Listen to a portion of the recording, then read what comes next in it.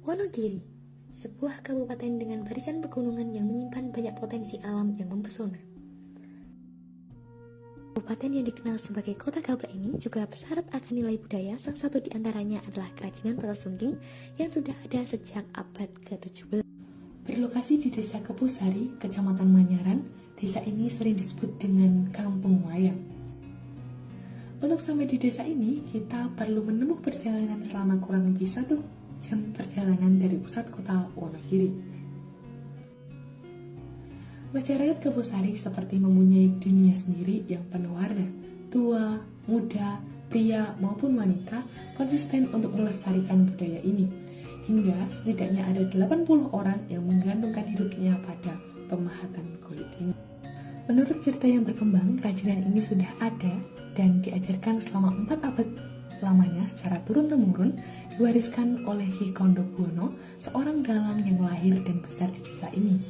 Hingga akhirnya seluruh keluarga sepakat untuk melanjutkan perjuangannya menjadi seorang dalang dan pengrajin totas sungging. Kini, kerajinan totas sungging pun masih eksis dan tetap produktif meski digusur dengan perkembangan zaman. Bahkan, para pengrajinnya pun masih menggunakan cara konvensional untuk mempertahankan kualitas wayang yang dihasilkannya. Proses pembuatannya pun cukup rumit dan memerlukan keterampilan tertentu, dimulai dari pembersihan kulit dengan menggunakan alat, kemudian pembuatan pola dan sketsa wayang, pemahatan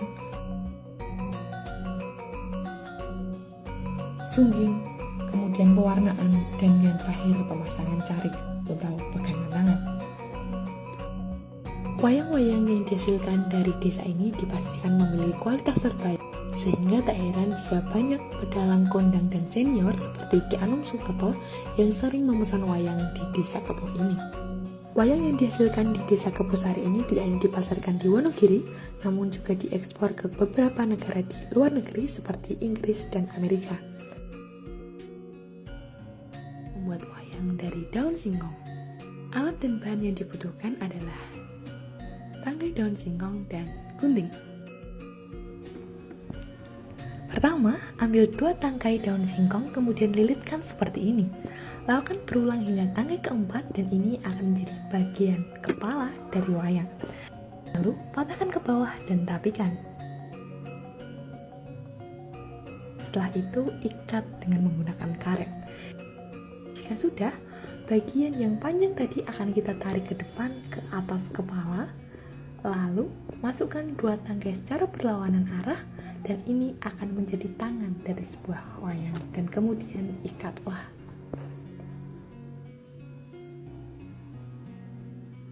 Gatot kaca kurang sempurna tanpa sayap.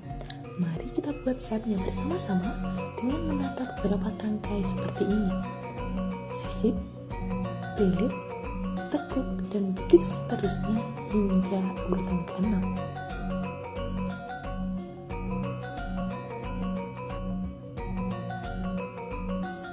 Lalu, pasangkan sayap ke badan wayang, dan terakhir, tempelkan beberapa helai daun sebagai hiasan dan pakaian dari wayang tersebut.